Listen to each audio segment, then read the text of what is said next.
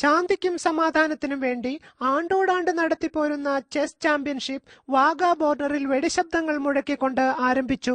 ഒരു റിപ്പോർട്ട്. ഭാരത് മാതാ കി ജയ്.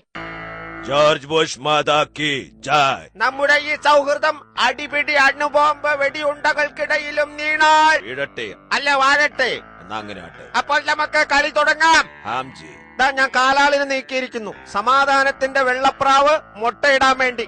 ആ മുട്ടയെടുത്ത് ഓംലെറ്റ് അടിക്കാൻ വേണ്ടി ഞാൻ കുതിരയെ ചാടിക്കുന്നു. ഞാൻ ആനയെ ഉന്തിയിട്ടിരിക്കുന്നു. അടുത്ത 5 കൊല്ലം കൂടി ഭാരതത്തിലെ ആട്ടുംകൂട്ടങ്ങളെ മേയ്ക്കാനുള്ള ടിക്കറ്റിനു വേണ്ടി.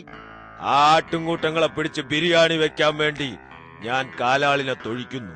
എന്നാൽ അടുത്ത കുതിരയെ ഞാനും നീക്കുന്നു. എന്നാ പിടിച്ചോ, എന്റെ തയ്യാറ് വരുന്നു. എന്നാ ഇതാ എന്റെ മന്ത്രി വരുന്നു. ഇത്രയും വലിയൊരു ഏറ്റുമുട്ടൽ ഇതുവരെ ഉണ്ടായിട്ടില്ലെന്ന് ഞങ്ങളുടെ പ്രതിനിധി. ഹലോ, വാഗാ ബോർഡറിൽ നിന്നും സാജൻ കുറുവടിയല്ലേ? അതെ, കുറുവടി തന്നെ. പക്ഷെ സ്ഥലം വാഗാ ബോർഡർ അല്ലെന്ന് മാത്രം. പിന്നെ എവിടെയാണ്? ഹലോ, കേൾക്കുന്നില്ലേ? ഹലോ, എന്താ അവിടെ ഒരു ബോംബ് പൊട്ടുന്ന ശബ്ദം കേൾക്കുന്നേ?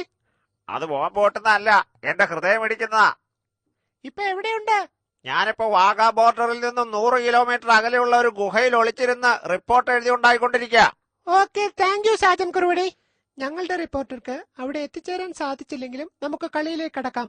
അടുത്ത മൂവിന് ഞാൻ ചെക്ക് പറയും. ചെക്ക്. എങ്കിൽ ഞാൻ കുതിര കൊണ്ട് മറയ്ക്കും. തന്റെ കാര്യം പോക്ക്. വാഗാ ബോർഡറിൽ നടക്കുന്ന കരുനീക്കങ്ങൾ തികച്ചും ഒരു കൊടുങ്കാറ്റിന്റെ വേഗതയിൽ. എന്റെ കടലാസ് പറന്നുപോയി. പിടി പിടി, വാർത്ത പിടി. അപ്സെറ്റ് ആവണ്ട മാഡം. പഴയ വാർത്തയൊക്കെ ഓർത്ത് അല്പം മനോധർമ്മവും ചേർത്തങ്ങ് പറഞ്ഞാൽ മതി. അത് മതിയോ? മധ്യപ്രദേശിലെ വാഗാ ബോർഡറിൽ നടന്നുകൊണ്ടിരിക്കുന്ന സമാധാന ചെസ് ചാമ്പ്യൻഷിപ്പിന്റെ 1ാം ഇന്നിംഗ്സ് അവസാനിച്ചപ്പോൾ പാകിസ്ഥാൻ 320 റൺസിന് ഓൾ ഔട്ടായി. പക്ഷെ എന്തൊക്കെ സംഭവിച്ചാലും 4 ഗോളിന് ഇന്ത്യ ജയിക്കുമെന്ന് ഫുട്ബോൾ മാന്ത്രികൻ സ്റ്റെഫി ഗ്രാഫ് അവകാശപ്പെട്ടു. പോരെ സാർ?